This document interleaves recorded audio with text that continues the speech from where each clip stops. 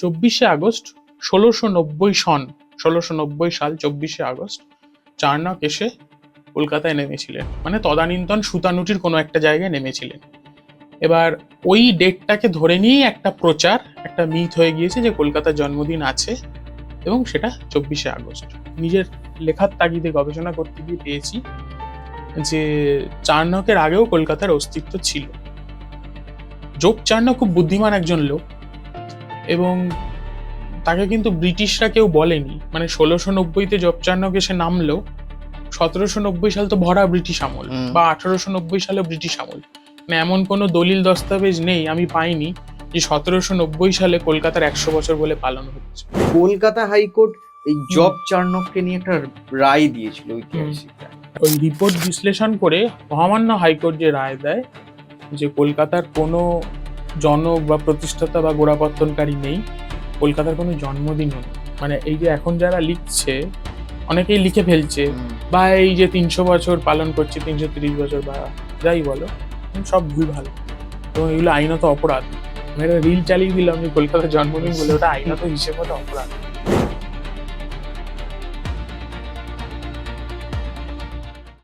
Story teller শুভঙ্করে আপনাদের সকলকে আরো একবার স্বাগত। আজকের এপিসোডটা কি নিয়ে হতে চলেছে, টাইটেল এবং ডেসক্রিপশন দেখে, থাম্বনেল দেখে আপনারা বুঝতেই পেরেছেন কে আছে আমার সাথে। নতুন করে আজকে আর তার পরিচয় আপনাদের কাছে দেওয়ার প্রয়োজন নেই। আজকে আমরা কথা বলতে চলেছি, সামনেই আমাদের কলকাতার জন্মদিন বলা হয়, সেটা নিয়ে তর্ক বিতর্ক হবে আজকের এপিসোডে। তাই আজকে আর বেশি কথা না বলে শুরু করি আজকের এপিসোডটা। আজকে আমাদের সাথে আছে আরো একবার সৌভিক রাজ। দাদা, ওয়েলকাম টু আওয়ার চ্যানেল। নমস্কার। সবার প্রথম যে প্রশ্নটা জিজ্ঞাসা করব, যেটা দিয়ে আমি শুরু করলাম আজকের ভিডিওটা, যে 24শে আগস্ট কলকাতার জন্মদিন বলা হয়, এটা কেন বলা হয়? মানে কেন 24শে আগস্ট? হ্যাঁ, মানে তুমি তো প্রথমেই বললে যে কলকাতার জন্মদিন বলা হয়, বলা হয় মানেই সেটা যে নিশ্চিত করে জন্মদিন এরকম বলা যাচ্ছে না। তো কলকাতার জন্মদিন কেন বলা হয় বা কি করে এই কথাটার জন্ম হলো যে কলকাতার জন্মদিন, সেটার কারণ হচ্ছে গিয়ে জোব চার্নক, আমরা সবাই জানি বা অনেকে জানি যে উনিই নাকি কলকাতার গোড়াপত্তনকারী, যদিও সে প্রশ্ন পরে আসছি। কিন্তু 24 আগস্ট 1690 সাল 24 আগস্ট চার্নক এসে কলকাতায় নেমেছিলেন, মানে তদানীন্তন সুতানুটির কোনো একটা জায়গায় নেমেছিলেন। এবার ওই ডেটটাকে ধরে নিয়েই একটা প্রচার, একটা মিথ হয়ে গিয়েছে যে কলকাতার জন্মদিন আছে, এবং সেটা 24 আগস্ট। মানে এটা একটা হুজুক। এখন তো তুমি দেখছোই, মানে সোশ্যাল মিডিয়ার যুগ, ডিজিটাল কন্টেন্ট ক্রিয়েশন, সবাই এই ব্যাপারটা নিয়েই পড়ে আছে যে ওই 24 তারিখ হলেই সকাল থেকে, মানে 23 তারিখ রাত 12টা থেকেই শুরু হয়ে যায় কলকাতা নিয়ে বিভিন্ন রিল পোস্ট, হ্যানা ত্যানা অমুক তমুক। কিন্তু এই হুজুকটার জন্ম হচ্ছে 1822 সালে। আচ্ছা, এটা আমি বিশিষ্ট কলকাতা গবেষক শ্রী হরিপদ ভৌমিকের বইতে এবং লেখায় পড়েছি। এবং আরো বেশি করে এই হুজুকটা বেড়ে উঠলো এই গত শতকের একদম শেষ ভাগে, 1990 সালে। সবাই একদম মানে কলকাতার জন্মদিন পালন করতে একদম রীতিমতো উল্লাস হুল্লোড় শুরু হলো। একটি বিশেষ বাংলা দৈনিক পত্রিকা কলকাতা 300 বছর বলে একটা সংখ্যাও করেছিল।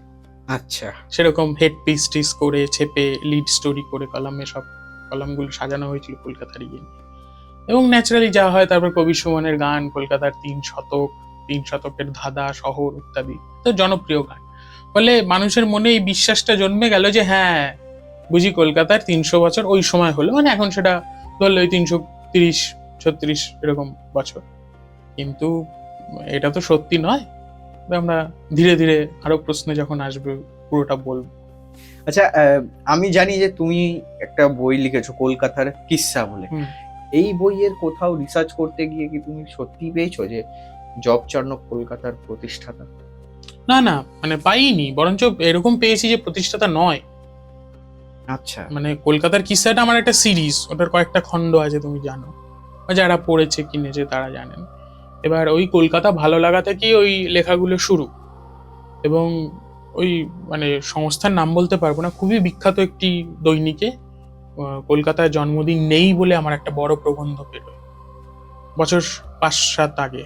আচ্ছা, এবং ওই প্রবন্ধটা থেকেই কিন্তু কলকাতার কিস্সার জন্ম।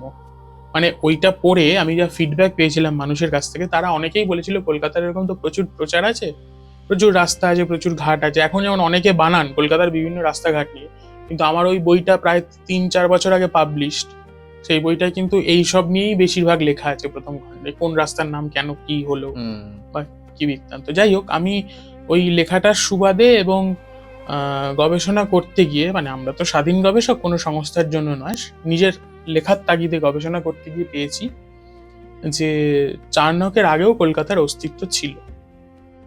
যোগ চার্নক খুব বুদ্ধিমান একজন লোক, এবং তাকে কিন্তু ব্রিটিশরা কেউ বলেনি। মানে 1690-তে জব চার্নক এসে নামলো, 1790 সাল তো ভরা ব্রিটিশ আমল, বা 1890 সালে ব্রিটিশ আমল, মানে এমন কোনো দলিল দস্তাবেজ নেই, আমি পাইনি যে 1790 সালে কলকাতার 100 বছর বলে পালন হচ্ছে বা ব্রিটিশরা করছে, সাহেবরা করছে, এরকম কিন্তু হয়নি। না, হুজুগে বাঙালি এটা হুজুগটাকে হাওয়া দিয়েছে, এবং সেটা বাড়তে বাড়তে এই পর্যায়ে পৌঁছেছে।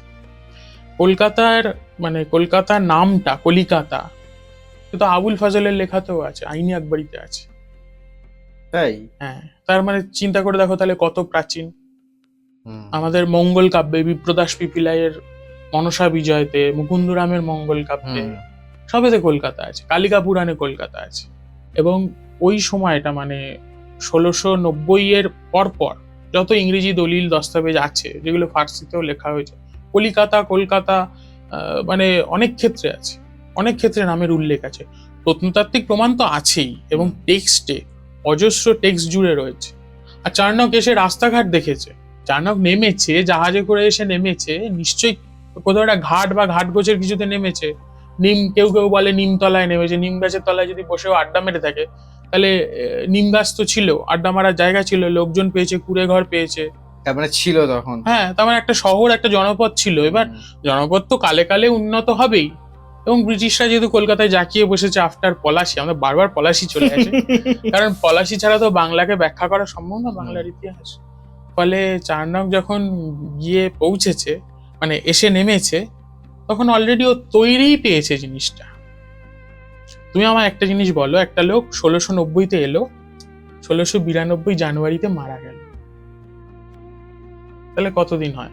অগাস্টে এসছে, জানুয়ারিতে মারা যাচ্ছে, তাহলে এদিকে হচ্ছে 4 মাস, ওদিকে গোটা 1 বছর, আর জানুয়ারিতেই তো মরে গেছে, তাহলে 1 বছর 4 মাসে একটা লোক একটা নগরীর কত গোড়াপত্তন করতে পারে।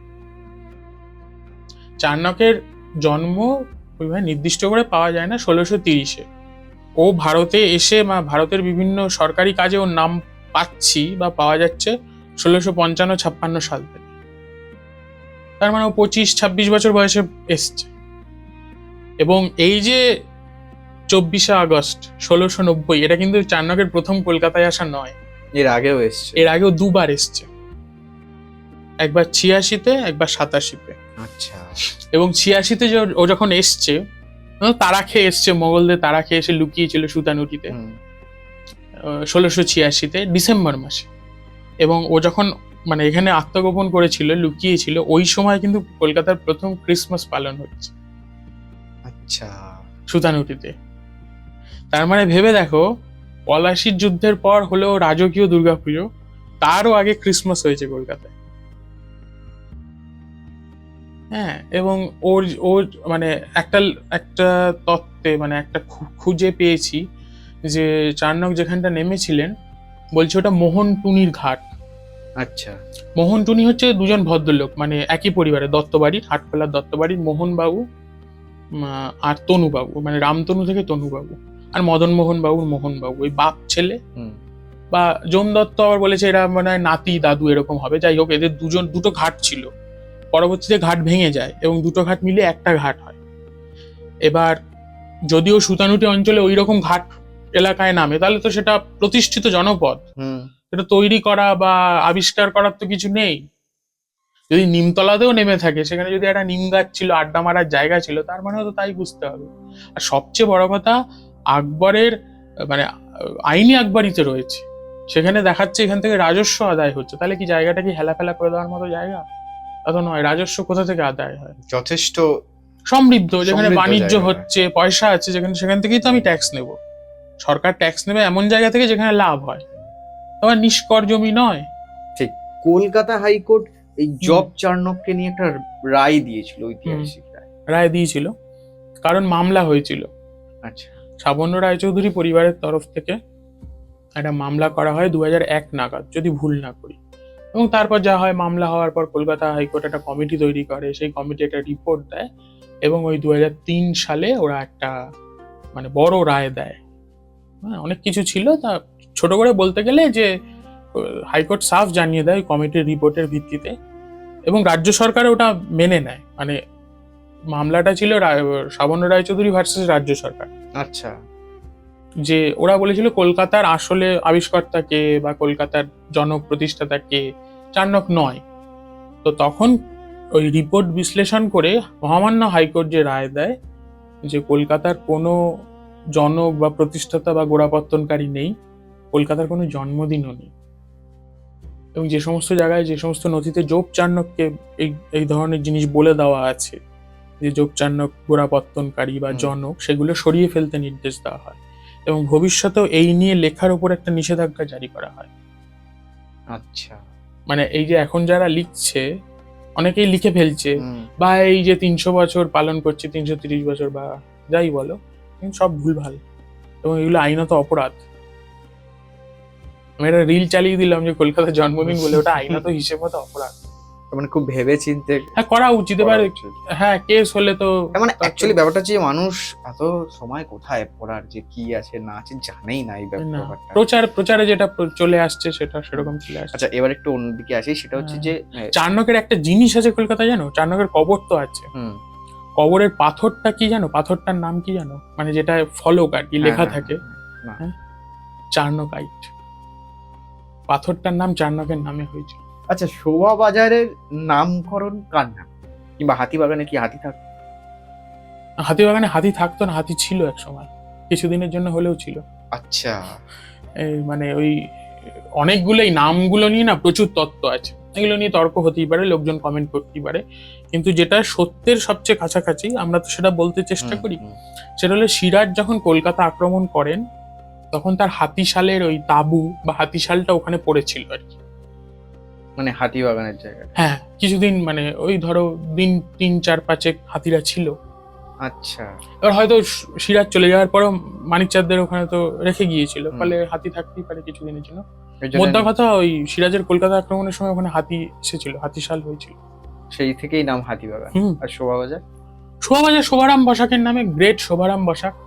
এবার মানে কি বলি, নবকৃষ্ণ একটা মানে বড় চরিত্র, কিন্তু নবকৃষ্ণ এসে শোভাবাজারে বসেছে বলে বা সভা বসিয়েছে বলে মানে অনেকে এরকম বলেছে, অগ্রজ গবেষকরাই লিখে গিয়েছে যে নবকৃষ্ণের সভা বসেছিল, বা ওই গোপীনাথদের নিয়ে, মানে বিভিন্ন জায়গার মূর্তিদের, রাধা বল্লভদের নিয়ে, কৃষ্ণকে নিয়ে ও একটা সভা পিকনিক মতো আয়োজন করেছিল আর কি, সব বিগ্রহদের নিয়ে, তার থেকে শোভাবাজার হতে পারে। কেউ বলে যে আসল নাম শোভাবাজার, শোভাবাজার এরকম লেখাও পেয়েছি পুরোনো বইগুলোতে আর কি। কিন্তু ওই ইতিহাসে সবচেয়ে যেটা কাছাকাছি বা যেটা মনে হয় সত্যি, সেটা হচ্ছে শোভারাম বসাক, তন্তুবাই সমাজের একদম প্রাণ পুরুষ, যার জন্য সুতানুটি হয়েছে, সুতার হাট। বসাক তো তন্তুবাই পদবী, বুঝতেই পারছো। এইবার শেঠ আর বসাকরা প্রথম দিককার কলকাতায় চলে আসা মানুষ, সপ্তগ্রাম থেকে, যে 3-4টে পরিবারের ছিল তার মধ্যে ওরা ছিল, আর ওদের নামই ওই এলাকার নাম হয়েছে। ওখানে উনি হাট করেছে, এই ব্যবসা করেছে, আরো লোক এনে বসিয়েছে। শোভারাম বসাকের নামে রাস্তাও আছে, শোভারাম বসাক স্ট্রিট। শ্যামবাজার নামটাও ওনার জন্য, মানে ওনার কুলদেবতার জন্য উনি পুকুর খুঁড়িয়েছিল, শ্যামপুকুর, বাজার বসিয়েছে শ্যামবাজার। আচ্ছা আচ্ছা, কলকাতা বিশ্ববিদ্যালয়কে কেন গোলদিঘির গোলামখানা বলা হয়? কারণ ওরা গোলাম তৈরি করতো বলে। হ্যাঁ এক্স্যাক্টলি, কারণটা হচ্ছে গিয়ে, এটা তো একটা খোঁচা দিয়ে বলা শব্দ, মানে ধরো আজকের যুগে যেরকম স্ল্যাং হয়ে গেছে ওরকম আর কি, একটা সশ্লেষে বলা। যেমন ধরো কি বলবো, যারা ক্যালকাটা ইউনিভার্সিটিতে পড়তো তারা ওখান থেকে পড়েই সরকারি চাকরি পাচ্ছে, ব্রিটিশ সরকারে। এই জন্য স্বাধীন মানে স্বদেশী মনস্ক লোক যারা দেশীয়, তারা ওটাকে বলতো গোলামখানা, গোলাম তৈরির একটা মানে কারখানা আর কি, গোলামখানা। আর গোলদিঘি মানে হচ্ছে কলেজ স্কোয়ার। ক্যালকাটা ইউনিভার্সিটির যে main campus, college street campus, তার উল্টো দিকেই তো কলেজ স্কোয়ার। পুকুরটা মানে এখন যেটা সুইমিং পুল আর কি, এবার ওইটা নাকি গোল ছিল। আচ্ছা, যেটা এখন আমরা বক্স দেখি। হ্যাঁ, বক্স দেখি, হ্যাঁ, সেই জন্য গোলদিঘি। আচ্ছা।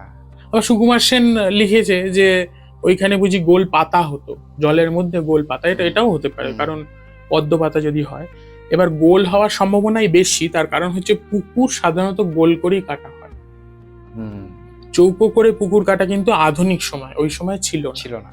ফলে মানে বোঝা যায় যে গোলদিঘি বলা হতো। এবং গোলদিঘির গোলামখানা রসরাজ কিন্তু এই টার্মটা ইউজ করেছিল।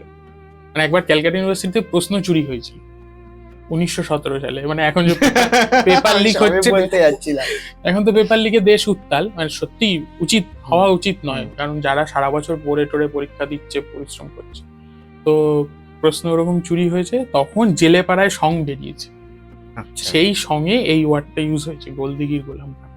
আর সংটা লিখেছিল ওই রসরাজ অমৃতলাল। আচ্ছা, কলেজ স্কোয়ারে একটা কবর আছে কারো, কার কবর?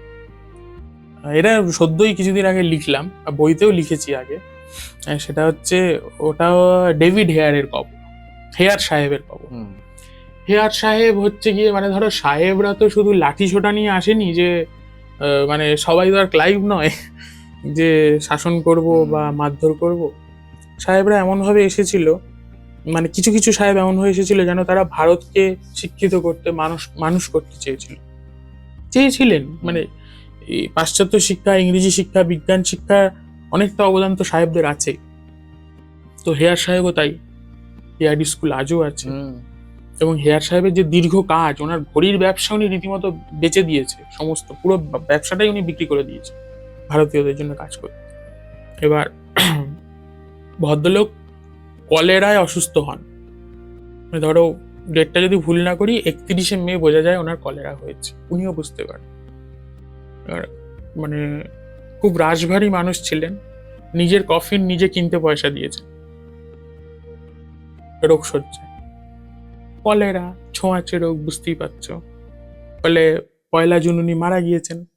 এবার কেউ ওনাকে কবর দিতে দেবে না, সাহেবরা দেবে না। যাই হোক, কেন দেবে না? বলছে ও তো স্বদেশীদের জন্য, মানে ওর স্বদেশী, খ্রিস্টানদের জন্য কিছু করেইনি, ও তো হিন্দুদের জন্য করেছে, ওকে কবর দিতে দেবো না। এবার এইটা কারণটা বলেনি মুখে বলেছে ওর কলেরা হয়েছে, ছোঁয়াচে রোগ, কবর দিতে দেবো না। তাহলে কোথায় কবর দেবে? বললো মাধব দত্তের বাজারের উল্টো দিকে গোলদিঘি আছে, এই গোলদিঘি। মাধব দত্তের বাজারটা হচ্ছে ক্যালকাটা ইউনিভার্সিটি, হেয়ার স্কুল, ওই চত্বরটা হয়েছে আর কি। তা ওইখানে ওর নিজের জমি আছে হেয়ার সাহেবের, সেখানে কবর দেওয়া হবে। তো ওই গোলদিঘির কাছে কবর হলো। তারপর মামলাও হলো। হ্যাঁ, হিন্দুরা মামলা করলো, ওই গোলদিঘির জল আর খাওয়া যাবে না, ওর কবর হয়েছে, জল বিষিয়ে উঠেছে।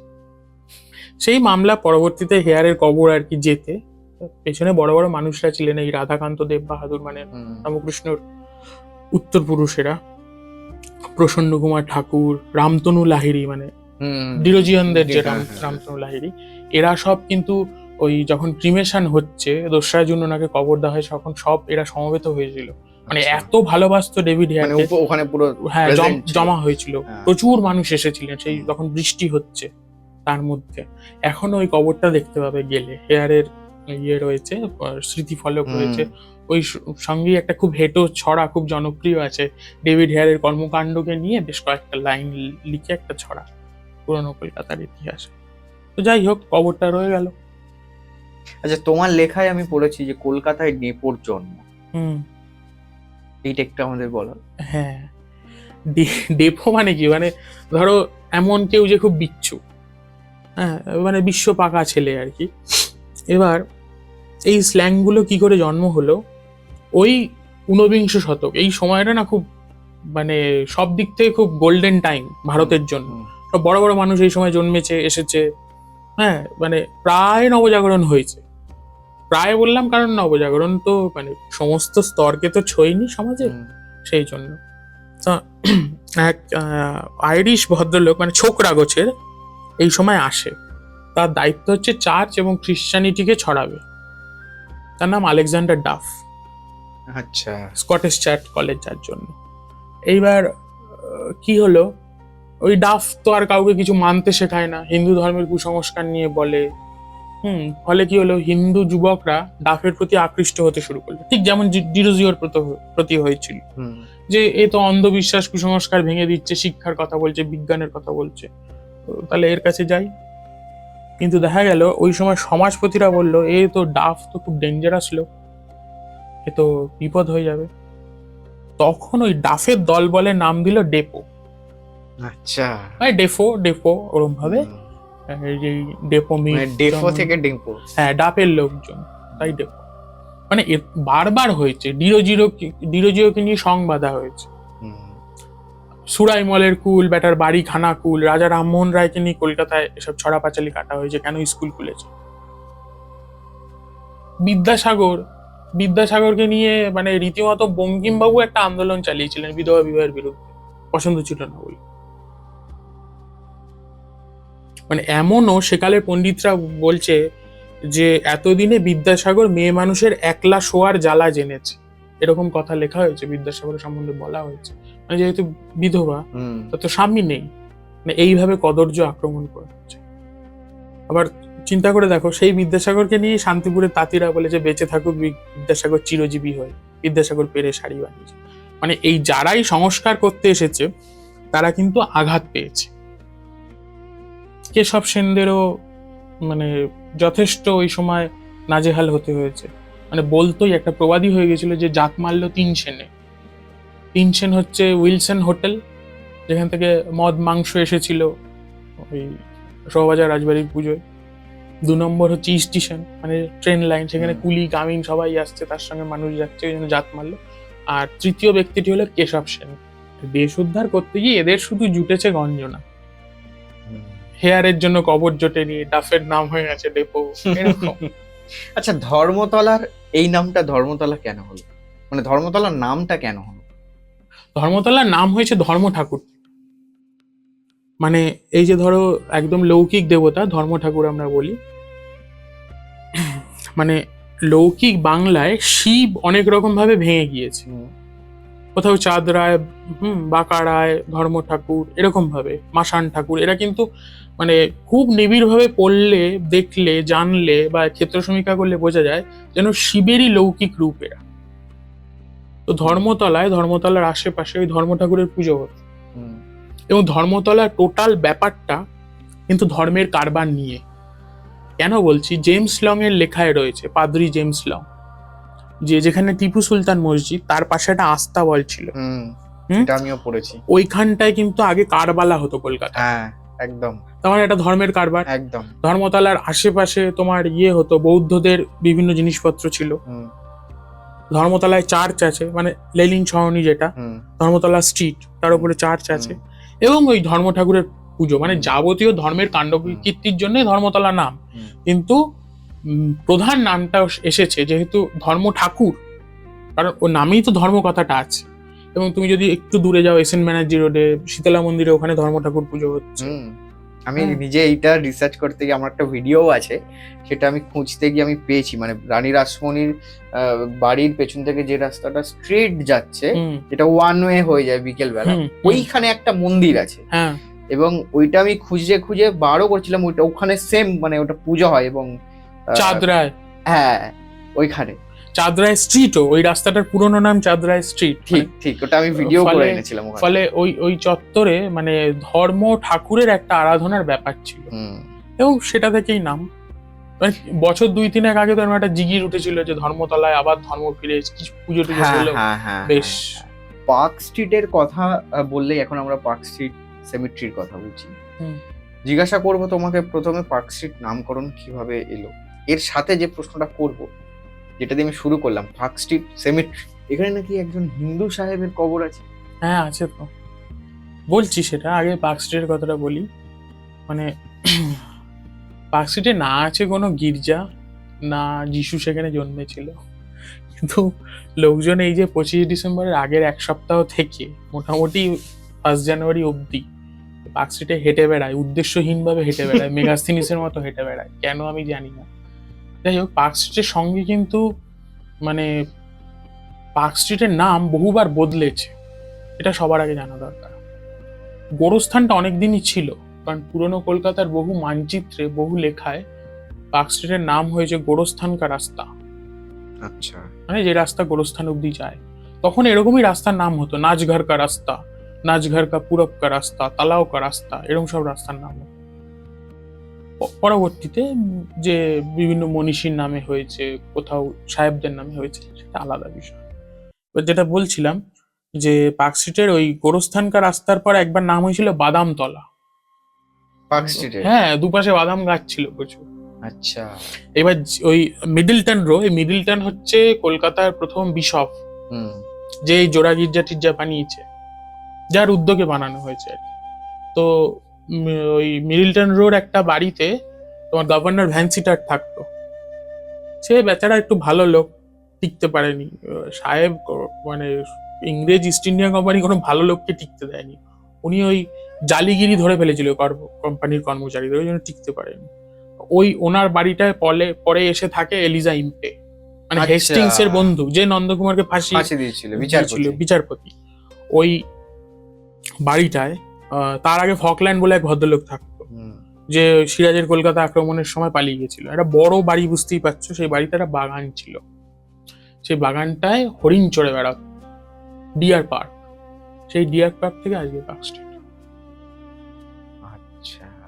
সেই পার্ক স্ট্রিট তো আর খুঁজে পাওয়া যাবে না, কারণ পার্ক স্ট্রিট যেমন তুমি যে সাউথ পার্ক স্ট্রিট সিমেট্রির কথা বলছো, নর্থের শুধু একটাই আছে, রবার্টসনের মনুমেন্ট একটাই আছে, আর কি তাও মানে সেটা ভালো করে না খুঁজলে না পাবেই না, লোক জানে না।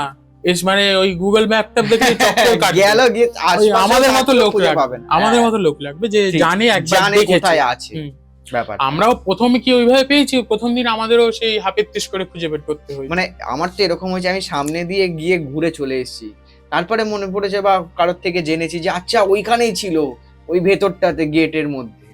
তো না জানলে কোনো খুঁজেই পাওয়া যাবে না। এবং যে বাড়িটা তোমার হ্যাঁ। পার্ক স্ট্রিট যে বাড়িটার জন্য হয়েছে ডিয়ার পার্ক, ওটা এখন লরেটো হাউস স্কুলেরই অংশ। আচ্ছা আচ্ছা, এই হিন্দু সাহেবের খবরটা? হ্যাঁ, ওই চার্লস স্টুয়ার্ট মানে নামে একটা ভদ্রলোক ছিল, আচ্ছা, সেনাবাহিনী। ও বেচারা খুব অল্প বয়সে কলকাতায় এসছে। তো সেনাবাহিনীর কাজ ছেড়ে দেওয়ার পর ওর একটু মানে ও একটু সনাতনী হতে চেয়েছিল, আজকের ভাষায় বলতে গেলে। তো কি করতো, ধুতি পরতো, গঙ্গায় স্নান করতো, কৃষ্ণ সাধনা করতো। মানে এখন যেমন আমরা দেখি না যে মায়াপুর বা রথে যে হরে কৃষ্ণ হরে রাম অমুক তমুক, সেটা ওই আমল থেকেই ছিল। আচ্ছা। তো ও মানে আমি শুনেছি বা পড়েওছি বলতে পারো, যে ওকে যখন কবর দেওয়া হয় তখন কৃষ্ণ মূর্তি নাকি ওর সঙ্গে দেওয়া হয়েছিল। ও, এটা নির্দিষ্ট করে জানি না বলে, মানে খুব মানে তথ্যনিষ্ঠ প্রমাণটা পাইনি বলে এখন বলতে পারছি না, কিন্তু মানে এটা জনশ্রুতির পর্যায়ে ছিল। ওকে সবাই হিন্দু স্টুয়ার্ট বলতো। আচ্ছা। এবং ওই মানে পার্ক স্ট্রিট সিমেট্রিতে গেলে হয়তো তোমার চোখেও পড়েছে, ওই একটা কবরই আছে যেটা যেন দেখলে মনে হয় হিন্দু মন্দিরের মতো, ওইভাবেই ওটা তৈরি করা। হ্যাঁ, এবার কেউ কোনোদিন ওটা বলে দেবে ওটা আসলে মন্দিরই, তাহলে মুশকিল। আচ্ছা, কলকাতায় তো আমি ধোপাদের নামেও রাস্তা পেয়েছি, মানে হঠাৎ করে ধোপাদের নামে কেন রাস্তা হলো কলকাতায়? তো রাজকীয় ধোপা গো, একটা নেই, জোড়া রাস্তা আছে রতন সরকারের নামে, জোড়া রাস্তা। কি হয়েছে গোড়া থেকে বলি। গার্ডেন রিজারে জাহাজ এসে থেমেছে, ফ্যালকন জাহাজের নাম। এবার যে সাহেব মানে ক্যাপ্টেন, যে সে মানে ধরো জাহাজটা এখানে নোঙর হয়েছে, 1-1.5 মাস থাকবে। এবার তো তার খাবার দাবার বাজারপত্র হেনা তেনা লাগবে, একটা লোকাল লোক চাই। তো একটা মাদ্রাজে ছিল, মাদ্রাজি জানতো, ও এখানে এসে দোভাষী চেয়েছে। এবার এখানকার কেউকেটা ব্যক্তিরা ভেবেছে সাহেব অনেকদিন জাহাজে আছে, তার মানে জামা কাপড় নোংরা হয়ে গেছে, জামা কাপড় কাচার জন্য একটা ধোপা চাই। এই নকুধর বা ওই চত্বরের লোকজন যারা ওই সময়কার খুব প্রভাবশালী, তারা একটা ধোপাকে পাঠিয়েছে। সেই ধোপা সিলেক্ট হয়েছে কেন, একটুকটাক ইংরেজি বলতে বুঝতে পারে। আচ্ছা। তো সাহেবকে ওরা উপঢৌকন দিয়ে ওই ধোপাকে পাঠিয়ে দিয়েছে, যাও ভাই রতন সরকারকে। রতন সরকার উপহার নিয়ে গেছে, কি বলেছে ভগবান জানে, সাহেবও কিছু উপহার দিয়ে দিয়েছে, ওকে রিটার্ন গিফট। তো দেখলে তো ভালোই ব্যাপার, উপহারও পাচ্ছি, কাজও হচ্ছে, এদের সঙ্গে ঘুরে বেড়াতেও পাচ্ছি, পয়সাও হচ্ছে, সব হচ্ছে। এই করতে করতে ও একটা মানে প্রচুর টাকা কড়ি করে ফেলে। আচ্ছা। সেই জন্য ওই রতন সরকার গার্ডেন লেন বা রতন হুম। সরকার স্ট্রিট এরকম দুটো রাস্তা আছে ওর নামে। তো পাঁচু ধোপানি লেন ফেন তো আছেই, আছেই, এগুলো তো আছেই। ধোপার নামে আছে, খানসামাদের নামে রাস্তা আছে যারা রাঁধুনি ছিল।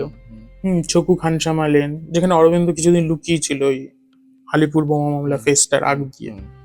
তারপরে মুদিয়ালির কাছে একটা আছে খানসামা পাড়া, মিস্ত্রি খানসামা লেন, তারপর ওস্তাগর, এরা দর্জি, গুলো অস্তাবাদে। এদের নামেও রাস্তা আছে। আচ্ছা, কলকাতাতে তো বইয়ের নামেও রাস্তা আছে, এই গল্পটা একটুখানি আমাদের বলো। হ্যাঁ, কলকাতায় বইয়ের নামে তো মানে দুটো রাস্তা আছে। মানে একটা হচ্ছে তোমার বাগবাজারে আছে বিশ্বকোষ লেন, বিশ্বকোষ বানিয়েছিল বলে ওই কাটাপুকুর বাই লেনের নাম বিশ্বকোষ। আরেকটা রাস্তা আছে স্বর্ণলতা স্ট্রিট বলে, সেটা উপন্যাসের নামে। আবার ডাকঘর আছে, মানে পোস্ট অফিস আছে পত্রিকার নামে জোড়াসাঁকোতে, অর্চনা পোস্ট অফিস। হ্যাঁ, যেটা রবীন্দ্রনাথ ঠাকুরের বাড়ির খুব কাছে, বাড়ির খুব কাছে। ঠিক ঠিক। আচ্ছা, রামদুলাল দে সরকার নাকি একদিনে 1 লক্ষ টাকা খান। হ্যাঁ, এক বেলায় লাখ কোটি। এই যে প্রথমেই বলছিলাম দত্তদের কথা, হাটখোলার দত্তবাড়ি, তো ওরা না খুব মানে কি বলবো, খুব বড় হৃদয়, সিংহ হৃদয়ের মানুষ। ওই দত্তবাড়িতে রামদুলালের দিদিমা রান্না করতো। রামদুলাল ওদের বাড়ির আশ্রিতা ছিল মদন মোহন দত্তের। তো ওই মদন মোহন দত্তের বা দত্তবাড়ির তখনকার ব্যবসা ছিল ওই জাহাজ কেনা বেচা আর তেজারতির কারবার, সুদের কারবার। তো এক মহাজনকে বা কাউকে একটা পেমেন্ট দিতে হবে 14,000 টাকা মতো, রামদুলালকে দিয়ে পাঠিয়েছে দিতে। রামদুলাল যাওয়ার পথে শুনেছে একটা জাহাজ ডুবে গেছে, সেই জাহাজটা বিক্রি হচ্ছে, 14,000 টাকাই দাম। রামদুলাল ওটা কিনেছে। রামদুলাল কেনার পর রটে যায় যে জাহাজটার মধ্যে নাকি তামার পাত আছে, সেই তামার পাত শুদ্ধ জাহাজটা ডুবেছে। আচ্ছা। ফলে প্রচুর খরিদ্দার হয়ে গেছে। ওর এক সাহেব এসছে, সে রামদুলালের থেকে মানে কত টাকায় কিনেছো তুমি? 14,000, আমি তোমায় 1 লাখ টাকা বেশি দেবো, জাহাজটা আমার চাই। 1,14,000 টাকা দিয়ে ওই জাহাজটা রামদুলালের থেকে কেনে ওই তিনি। এবার রামদুলাল কিন্তু অসৎ নয়, এখানেই বড় মানে কলকাতার ইতিহাস পরবর্তীতে তাকে মনে রেখেছে কেন, তার কারণ হচ্ছে সে সৎ। রামদুলাল ফিরে গেছে, ফিরে গিয়ে বলছে যে 1,14,000 টাকা আমার এরকম করে মুনাফা হয়েছে, এটা আপনি নিন। তখন ওই দত্তমশাই বলেছে, না, এটা তুমি তোমার বুদ্ধির জোরে উপার্জন করেছো, এই 1 লক্ষ টাকা তোমার, আমি আমার 14,000 টাকাটা নেব। সেই কারণে এক বেলায় লাখপতি, মানে কপাল ভাবার বুদ্ধিটাও ভাবো। এবং তারপর আজকে দেখো রামদুলালের নামে রাস্তা, যেখানে আমরা নকুরের মিষ্টি খেতে যাই, ওই রাস্তাটাই রামদুলালের নামে। এবং রামদুলালের 2 ছেলেকেও কলকাতার ইতিহাস স্মরণ করে রেখেছে, ছাতুবাবু, লাটুবাবু। ঠিক। আচ্ছা, দর্জিপাড়া ওই এলাকার খুব একটা পরিচিত জায়গা। দর্জিপাড়া আমরা সবাই যাই, যারা যাই দুর্গাপূজার নর্থে ঠাকুর দেখতে, তারা সবাই জানি এই নামটা।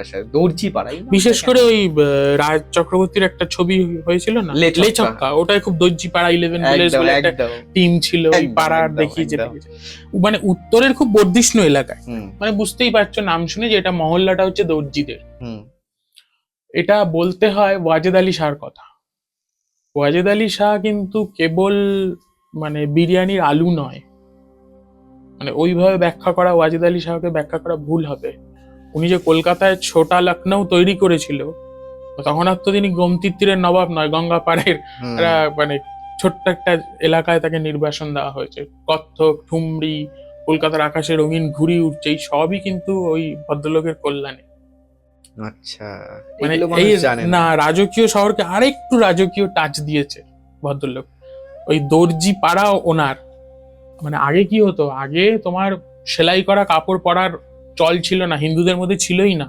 তার কারণ ওই মানে সূচে যে সুতো পরাচ্ছ, তাই তো মুখে দিতে হয় সুতোটা, ভেজাতে হয় থুতু দিয়ে, যাতে ঘাটটার মধ্যে ঢুকে যায় আর কি, সূচের যে ছিদ্র রয়েছে। তো ওই কারণে হিন্দুদের একটা ছুতমাক ছিল, এবং সেলাই করা কাপড় পরা যাবে না, এরকম একটা ব্যাপার ছিল। আচ্ছা। তো তখন কি হয়, এই ওয়াজেদ আলী শাহর লোকজন বা ওয়াজেদ আলী শাহ নিজে খুব ভালো পোশাক আশাক করতেন। উনি তো মানে চাকর বাকর পরিচারক নিয়ে এসেছিলেন, উনি দর্জিও নিয়ে এসেছিলেন। তো এই ঠাকুর পরিবারেরই এক ছেলে ওনার কাছে যেত, সে গিয়ে ওই দর্জি টর্জি দেখে তার খুব পছন্দ হয়েছে, সে বলেছে আমাদের একটা দর্জি। উনি বলেছে, হ্যাঁ দর্জি তোমাদের পাঠাতেই পারি, ওদের নামাজ পড়ার একটা জায়গা দিতে হবে এবং একটা পাড়া তৈরি করে দিতে হবে, ওরা যে থাকবে। ওই মুসলিম দর্জিরা কিছু এখানে এসেছিল এই অঞ্চলটায়, আচ্ছা, উত্তর কলকাতার। পরবর্তীতে ওদের নামই এলাকার নাম হয় দর্জিপাড়া। এবার দর্জিপাড়া বিখ্যাত মিত্র বাড়ির জন্য। আচ্ছা, বিংশ শতকেও নাকি কলকাতায় ডেলিভারি বয় ছিল? ছিল ছিল এইটা বলতে গেলে ওই বছরের শেষের বড়দিনের সময়ের কথা এসে পড়ে। যেমন হচ্ছে কলকাতার না একটা খুব প্রসিদ্ধ বেকারির ইতিহাস আছে, নাহুম, তারপর হচ্ছে সালডানহা। ওই সালডানহা হচ্ছে কলকাতার গোয়ানিজ বেকারি। আচ্ছা, 90 বছর প্রায় বয়স। এবং সালডানার একটা অদ্ভুত ট্রিভিয়া আছে, সালডানার সব সময় মহিলারা চালায়, মানে তৈরি থেকে শুরু করে এখনো যারা সালডানা দেখভাল করছে ওই সমস্ত সব মহিলারাই আর কি, মানে মালিক আর কি, কর্ণধার। তো সালডানার খাবার মানে কেক ছড়িয়ে দেওয়ার জন্য একদল ছেলে পেলে রাখা হয়। আচ্ছা, এবং সালডানার ওই কালো বাক্সে কেক যেত, ওই জন্য ওই লোকগুলোকে বলা হতো ব্ল্যাক বক্স মেন। এবার এটা যদি তুমি জোম্যাটো বা সুইগির আদিতম সংস্করণ ভাবো তাহলে তাই, এরাই ডেলিভারি বয় বিংশ শতকে। আচ্ছা, 90 বছর আগে।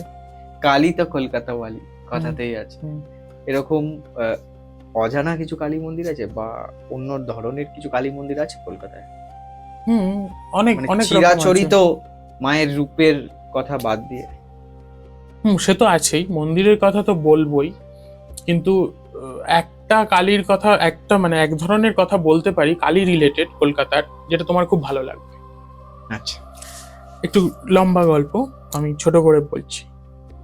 সেটা হচ্ছে বেন্টিং স্ট্রিট। এর আগের নাম ছিল কসাইটলা। আচ্ছা, এই অঞ্চলটা 500-550 বছর আগে ছিল কলকাতার কালী সাধনার মূল পীঠ। এখানে চামুন্ডার মূর্তি নিয়ে তন্ত্র সাধনা করা হতো। এবার কি হয়েছে, তন্ত্র সাধক নরবলি দেবে, একটা বাপ মরা ছেলেকে ধরে এনেছে, বলি দিয়ে দিয়েছে। ওর মা কাঁদতে কাঁদতে এসছে, বিধবা মহিলা, পদ্মা তার নাম। ছেলেকে ওই রকম অবস্থায় দেখে মা আমার কি হলো বলে ওই চামুন্ডা যে প্রস্তর মূর্তি বা যাই বলে একটা প্রস্তর খণ্ড ছিল তার কাছে মাথা ঠুকতে ঠুকতে ভদ্রমহিলা অজ্ঞান হয়ে যায়। চোখ খুলে দেখে ওই তান্ত্রিকেরা খুব খারাপ দৃষ্টিতে, কামুক দৃষ্টিতে ওনার দিকে তাকিয়ে আছে। অল্প বয়সের বিধবা, ওই ভদ্রমহিলা কি দেখো, ওই রকম শোকের মুহূর্তে ওনার প্রতিশোধ স্পৃহা জেগেছে। উনি একটি তান্ত্রিককে প্রেমের জালে ফাঁসিয়ে গৌরাধিপতির কাছে নিয়ে যায়, মালদার গৌরাধিপতি। তখন বুঝতে পারছো ওদের শাসন। তো সে তার মানে পুরো ঘটনা শোনে, ওই তান্ত্রিককে তো ধরেইছে, তার একজন সেনাপতিকে পাঠিয়ে বলেছে যাও ওদের সাহায্য করে এসো। তারা এসছে, এবার এই খবরও রটে গেছে বলে তান্ত্রিকরা চামুন্ডা মূর্তিকে নিয়ে পালিয়ে গেছে ওই অঞ্চলটা থেকে। এইবার সেনা এসেছে, এবার ওরা ভাবছে আমরা তো এখানে আর কিছু নেই, তো চলে যাব। এবার ফারদার তো এসে যেতে পারে, আবার এসে এরকম নরবলি টলি দেবে, শহরের মধ্যে লোকজন ধরে আনবে, কি করব? একটা ছোট্ট সেনা ছাউনি করে দিয়ে যায়। তো কোথায় তখন জব চান না, আমরা যে প্রথমে বললাম এ তো 500 বছর আগের ঘটনা। তো কি হলো যে ওই ছোট্ট সেনা ছাউনি করে হলো, কয়েকজন সেনা থাকবে, তাদের পরিবার নিয়ে থেকে গেল এই অঞ্চলটায়। এবার যুদ্ধ হচ্ছে না, সেনা আর কি করবে, সেনা তখন অন্য পেশায় চাষবাসে শুরু করলো। এই করতে গিয়েই মানে কসাইয়ের পেশা কিছু লোক নিল, কিছু মুসলিম, যেহেতু বুঝতেই পারছো গৌড়ের সুলতানের লোকজন, ফলে মুসলিম কিছু জনবসতি ওই ঘিরে তৈরি হলো। এবার ওরা সবাই কসাইয়ের পেশা নিল।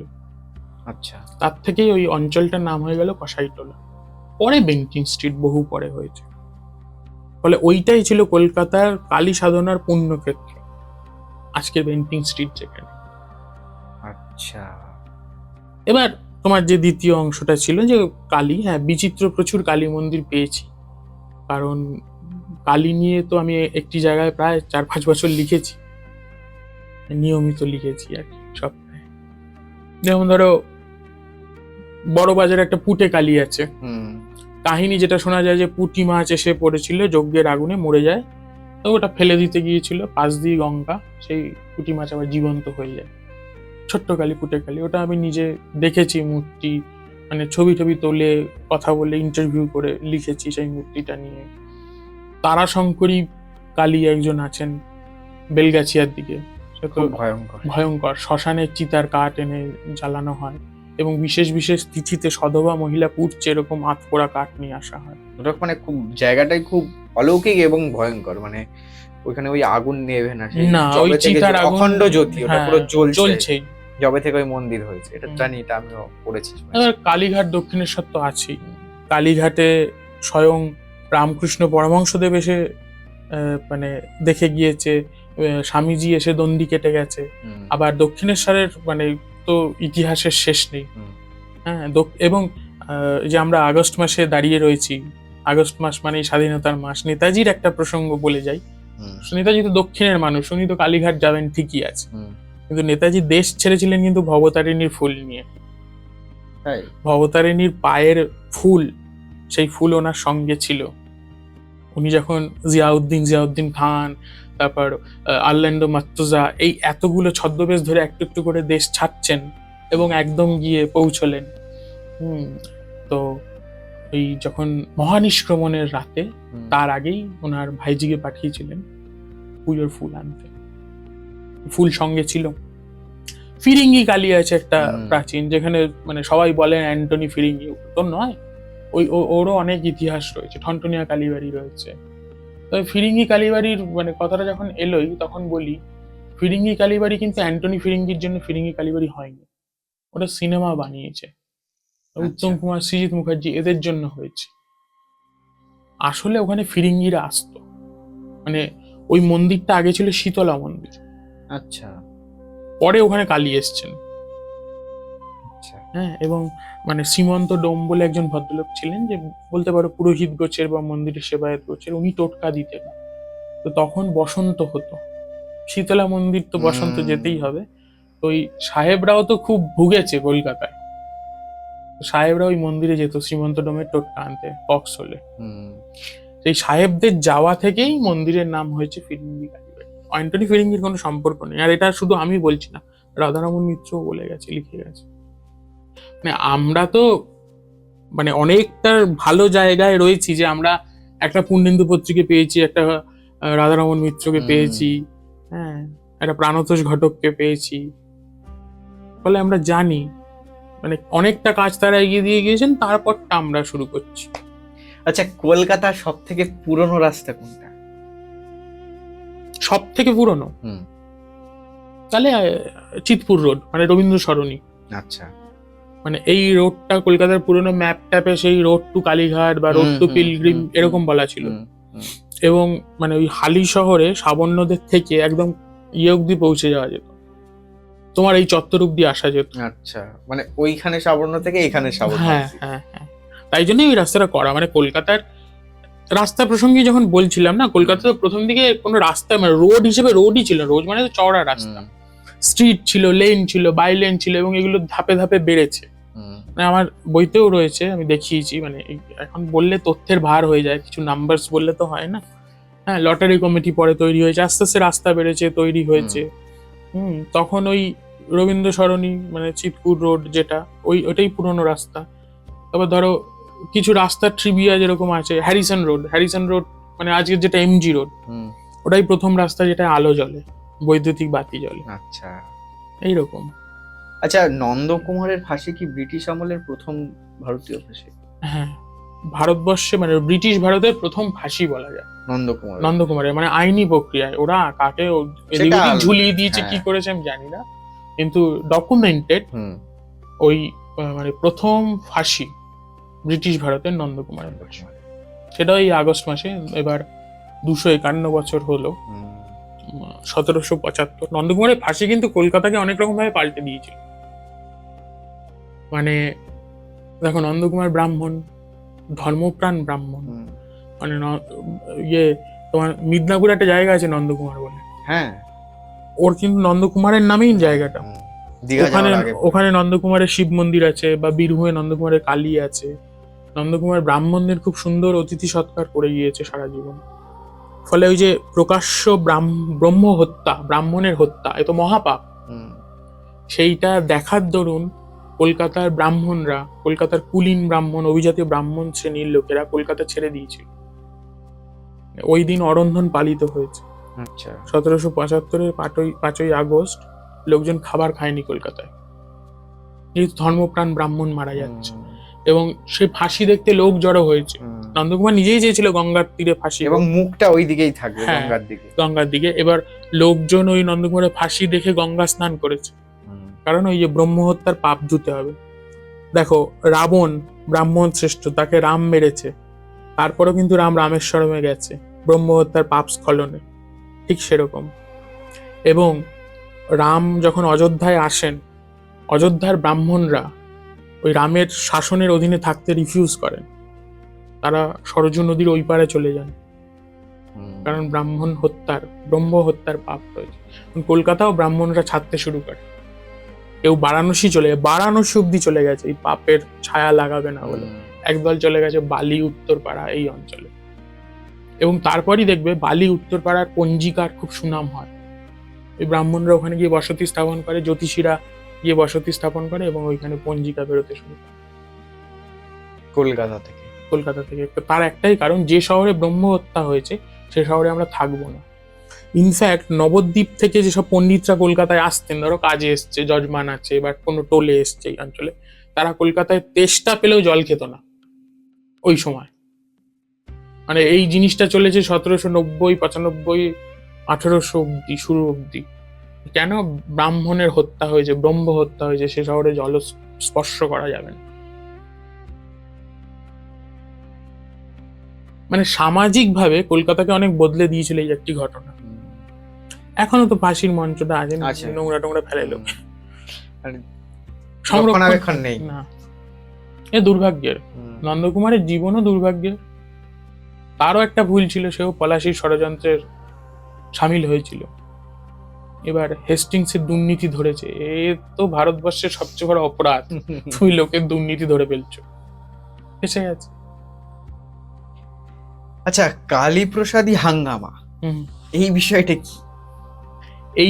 এইটা হচ্ছে ধর্মতলার এপাশ ওপাশকে জুড়ে ফেলেছে। মানে তুমি যদি খুব উত্তর কলকাতার লোকদের সঙ্গে কথা বলো, বা একদম পার বনেদি কলকাতার, তারা ধর্মতলার এই পাশের কলকাতাকে খুব একটা মানে টানে না। এটা তো আধুনিক কলকাতা।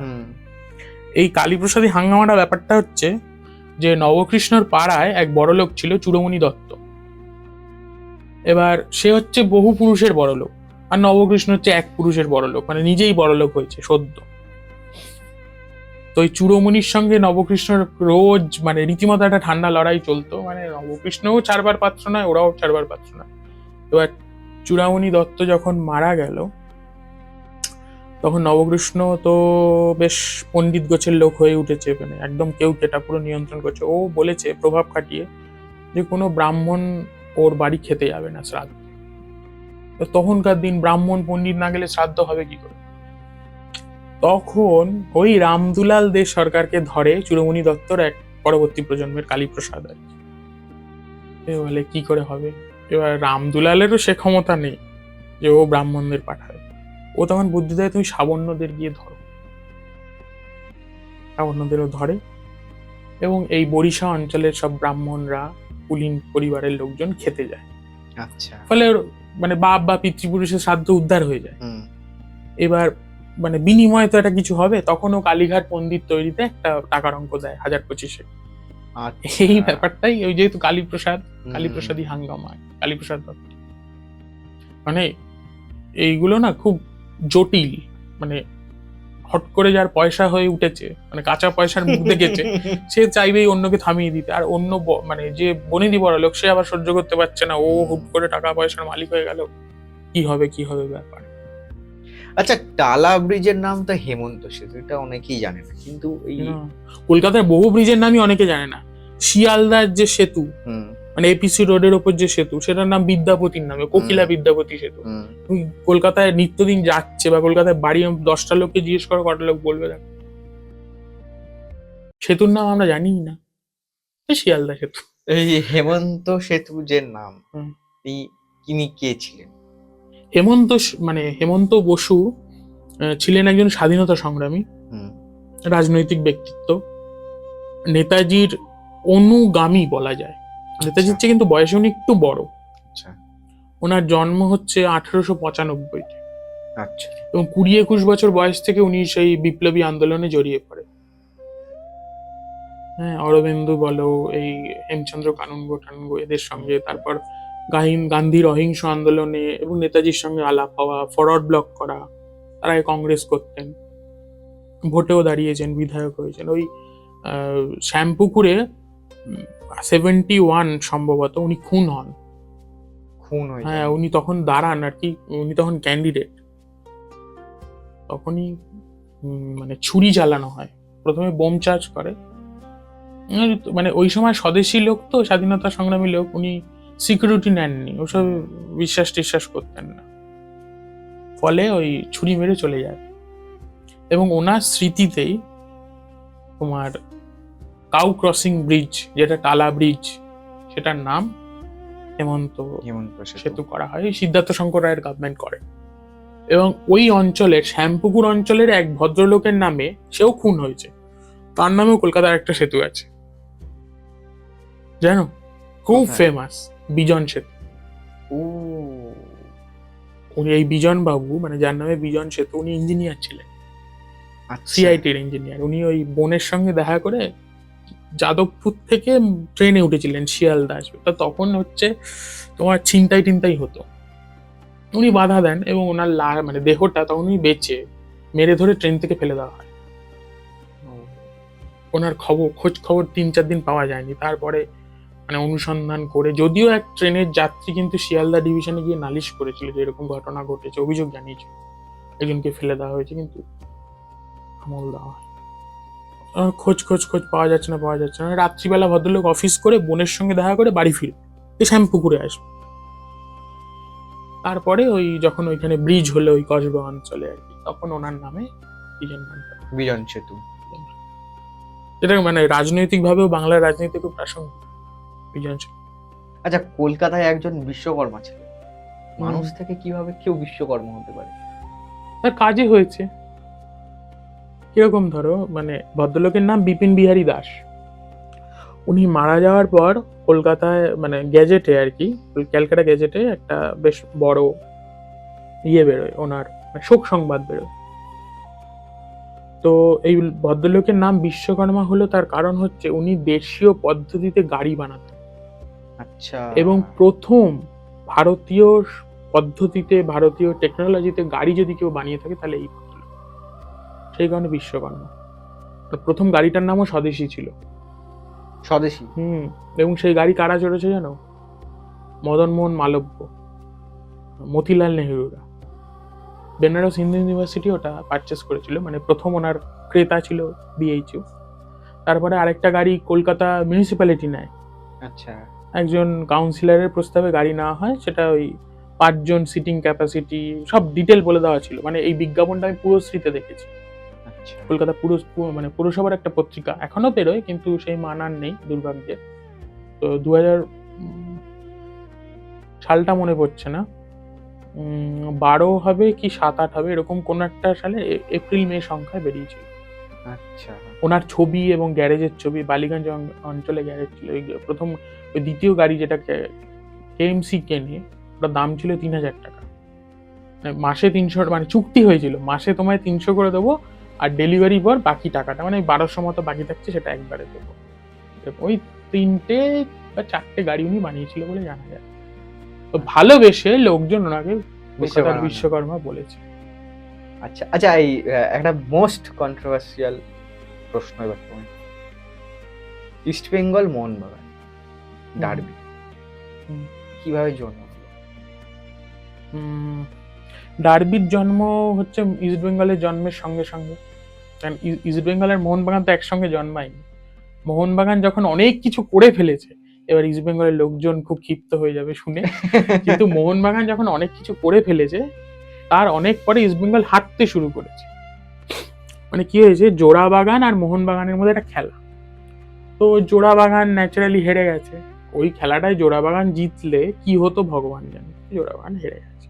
1920 সালের ঘটনা, কোচবিহার কাপের খেলা ছিল।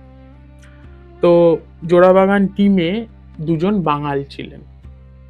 ঘটিরা যাবতীয় দোষ ওই 2 জন বাঙালের উপর চাপিয়ে দিয়েছে, ভদ্রলোকের নাম হচ্ছে শৈলেশ বসু আর নশা বসু এরকম নাম। একটু ভুল হতে পারে, মানে নামগুলো তো সবসময় খেয়াল থাকে না। যাই হোক, দুজন বাঙালের ওপর ওই দোষটা চাপিয়ে দেয় এবং সঙ্গে সঙ্গে জোড়াবাগানের একজন পদাধিকারী পদত্যাগ করে এবং জেদ চেপে যায় উনি টিম নামাবে। সেই করে ওই বছরই 1 আগস্ট ইস্ট বেঙ্গলের জন্ম হয়। আচ্ছা। এবং ওই 2021 সালে, এই 1921 সালে, মানে 100 বছরেরও বেশি আগে প্রথম ডার্বি খেলা হয়। মানে তখন তো এরকম ডার্বির উন্মাদনা ছিল না, এইগুলো তো মানে 5-এর দশকে হয়েছে, 4-এর দশকের পর থেকে হয়েছে আর কি। মানে ইস্ট বেঙ্গল তৈরি হয়ে যাওয়ার 20-25 বছর পর ডার্বি ব্যাপারটা এসেছে। ডার্বি মানে ঘোড় দৌড়, ঘোড়ার দৌড় হচ্ছে ডার্বি, মানে ইউরোপীয় সংস্কৃতিতে সেখান থেকে এসেছে। এবার ওই কোচবিহার কাপে ওরা আবার মুখোমুখি হয়েছে ইস্ট বেঙ্গল মোহনবাগান সেমিফাইনালে, এবং প্রথম যে ডার্বি, মানে 105 বছর আগের প্রথম ডার্বি, সেটাই কিন্তু গোল শূন্যভাবে ড্র হয় আচ্ছা। সেমিফাইনালে। এবার ফিরতি ডার্বিতে মোহনবাগান 3 গোল দেয় ইস্ট বেঙ্গল ওই মরশুমে। এবার তারপরে আবার ইস্ট বেঙ্গল কাম ব্যাক করে। এবার ডার্বি তো তারপর তো উন্মাদনার শেষ নেই ডার্বি নিয়ে, সেটা নিয়ে একটা দুঃখের দিনও আছে যে 16ই আগস্ট, যেটা ফুটবল লাভার্স ডে বলে, যে ঘটনাটা আমরা জানি, মনে করতে চাই না যে ময়দানে ওরকম হয়েছিল। আর এখন তো ডার্বি নামেই আছে, সেই উন্মাদনা কতটা কি আছে জানি না, বাঙালি কেউ নেই। শহরে তো সিঙ্গেল স্ক্রিন যেগুলো ছিল এখন কয়েকটা বেঁচে আছে দর্শকদের জন্য, কিন্তু অনেক সিনেমা হল আমাদের অনেক ইতিহাসের সাক্ষী। হ্যাঁ, এরকম কিছু ঘটনা তুমি যদি আমাদের বলো। হ্যাঁ, যেমন ধরো কোনো সিনেমা হল এর নাম রবীন্দ্রনাথ দিয়েছে, কোথাও বিধান রায় ছবি দেখতে গেছে, নেতাজি ছবি দেখতে গেছে, এরকম তো আছেই, প্রচুর ঘটনা আছে। এবার মানে যে জিনিসটা বলতে হয় সেটা হচ্ছে সিঙ্গেল স্ক্রিনগুলো আজও শহরে বেঁচে আছে, যেটা নিয়ে আমার মূলত কাজ। যে যেমন ধরো এই বাস স্ট্যান্ড হয়ে যেগুলো বেঁচে আছে, মানে কি হলো, আগে ধরো মানুষ গাড়িতে উঠে কি বলতো, গণপরিবহন পাবলিক ট্রান্সপোর্টে উঠে বলতো কি, যে ভবানী সিনেমা হলের সামনে নিয়ে চলো বা ওখানে নামবো। এই ভবানী নামবো করে করে ভবানী একটা স্টপেজ হয়ে গেছে, পূর্ণ একটা স্টপেজ হয়ে গেছে, এগুলো সব সিনেমা। খান্না একটা স্টপেজ উত্তর কলকাতা, সবাই জানে, কিন্তু আসলে খান্নাটা কি, খান্নাটা একটা সিনেমা হল। হিন্দ একটা cinema hall, metro Dharmatala cinema hall, Ujjwala চানাচুর এত বিখ্যাত, ওর নামটা কেন এসেছে উজ্জ্বলা সিনেমা হল থেকে। সিনেমা হলের সামনে চানাচুর বিক্রি হতো, উজ্জ্বলা চানাচুর। আর উজ্জ্বলা চানাচুর তো মানে দক্ষিণ কলকাতার অনেকেই জানে, মানে হয়তো উত্তরের লোকেরা এটা জানতে পারবে না, বা শহরতলি যারা আমাদের অডিয়েন্স আছে তারা জানবেন না, কিন্তু উজ্জ্বলা চানাচুর কলকাতার একটা বিখ্যাত চানাচুর, যথেষ্ট দাম, প্রচুর পরিমাণে বিক্রি হয় এবং মানুষ খুব ভালো করে কেনে। এই পরপর লাইনে বসুশ্রী, উজ্জ্বলা সব পরপর ছিল, ফলে এরকম হয়েছে। আমাদের সময় একদম শেষের দিকে, তবে শেষ করার আগে যে প্রশ্নটা তোমাকে করব সেটা হচ্ছে, কলকাতাকে কেন সিটি অফ জয় বলা হয়? দেখো, এটা তো একটা বইয়ের নাম, তুমিও জানো আমিও জানি, তারপর থেকে এই কয়েনেজটা শুরু হয়েছে, সিটি অফ জয়। জয় মানে আনন্দ, আনন্দ নগরী। এবার এর না একটা অদ্ভুত ব্যাখ্যা আমার আছে। কলকাতা এমন একটা শহর, এমন একটা জনপদ যেখানে বহু ধর্মের, বহু জাতির মানুষ এসেছে, তারা এখানে ঠাঁই পেয়েছে, আশ্রয় পেয়েছে, যেভাবেই হোক। সবাই যে খুব ভালোভাবে ছিল বা থেকেছে এরকম তো নয়, অত্যাচারও হয়েছে। মানে এই মানে চীনেদের কথাই দেখো না, চাইনিজ যারা, তাদের তো কখনো আমাসি সেখান থেকে বাইরে বের করে দিয়েছে, হ্যাঁ, টেরিটি বাজার থেকে সরিয়ে দিয়েছে, ট্যাংরা তপসিয়ায় গিয়ে তারা ঠাঁই পেয়েছে সেই আচিপুর থেকে। তারপর ধরো ইহুদিরা আছে, এজরা স্ট্রিট, নাহুমসের কেক, পার্সিরা আছে, ওদের মানে সাইলেন্ট টাওয়ার আছে, এখন আর তো মানে ওগুলো ফাংশনাল নেই। ফলে কি হয়েছে, মানে কলকাতা একটা বহু ধর্মের মিলন ক্ষেত্র, বহুত্ববাদের একদম মুক্ত প্রতীক। এবং আমি তো বেশ কটা শহর ঘুরেছি ভারতের, ছুঁয়ে ছুঁয়ে গেছি, 1-2 দিন করে থেকেছি বা অনেকদিন থেকেছি এরকম। তো তাতে আমার মনে হয়েছে কলকাতার মধ্যে একটা অদ্ভুত সুতো আছে, এটা কলকাতা সবাইকে বেঁধে রাখতে পারে। এখানে তুমি 1000 টাকার বিরিয়ানিও পাবে, 300 টাকা 30 টাকার ডাল ভাতও পাবে। এটা তো বৈপরীত্য একটা শহরের। মানে বাবুঘাটে চলে যাও, সেখানে তুমি মালিশওয়ালা পাবে, পুরনো কলকাতার কেবিন পাবে, যে কেবিনে মানে ধরো প্রেমিক প্রেমিকারা গল্প করতো, হ্যাঁ, লোকে আবার বেশি আওয়াজ এলে কনুই দিয়ে ধাক্কা মারতো, কেন বাইরে থেকে আওয়াজ আসছে। হ্যাঁ, সব মিলিয়ে মানে ট্রামও ছুটছে, জলের নিচ দিয়ে মেট্রোও ছুটছে, মানে একদম মানে জম্পেশ রাজ্যটক একটা শহর, চ্যাম্পিয়ন একটা শহর। তাতে জঞ্জালও পড়ে আছে, নিন্দা হচ্ছে। সেই প্রাচীন যুগ থেকে কলকাতার গঙ্গায় লোকে মৃতদেহ লাশও ফেলছে, সেই গঙ্গাকে আবার নমস্কারও জানাচ্ছে, আমবারুনির সময় আমও দিচ্ছে। মানে এত বৈপরীত্য মিলিয়ে মিশিয়ে সবচেয়ে যে জিনিসটা কলকাতাকে এগিয়ে রেখেছে বা যে জিনিসটা কলকাতাকে ধরে রেখেছে সেটা হচ্ছে আনন্দ, মানুষের মুখের হাসি, আবেগ। ভারতের কোন শহর জানি না শেষ হয়ে যাবে, কিন্তু কলকাতা কোনোদিনও শেষ হবে না। কারণ অন্যান্য অনেক শহরে আমি দেখেছি করোনার সময় মানুষ খাবার পায়নি, কলকাতার রাস্তার যারা আশ্রয়হীন তাদের কিন্তু খাবার কলকাতার জনগণই দিয়েছে। একদম গরম ভাতের গল্পের মতো প্রজেক্ট হয়েছে, শ্রমজীবী ক্যান্টিন হয়েছে, মানে মানুষই মানুষের আহারকে জুগিয়েছে। এই কারণে কলকাতা কোনোদিন মুছে যাবে না। ঠিক। অনেক অনেক ধন্যবাদ দাদা, এতটা সময় আমাদের দেওয়ার জন্য, এত সুন্দর একটা এপিসোড আমাদের দর্শকদের উপহার দেওয়ার জন্য, এত ইনফরমেশন দেওয়ার জন্য। আজকের মতন এই পর্ব এখানে শেষ করছি। কেমন লাগলো আজকের এপিসোডটা জানাতে কিন্তু একদম ভুলবেন না। আর আপনারা আর কি কি বিষয়ে এরকম এপিসোড দেখতে চাইছেন সেটা কমেন্টে অবশ্যই জানাবেন। ভালো থাকবেন, সুস্থ থাকবেন, আর দেখতে থাকবেন স্টোরি টেলার শুভঙ্করকে। নমস্কার।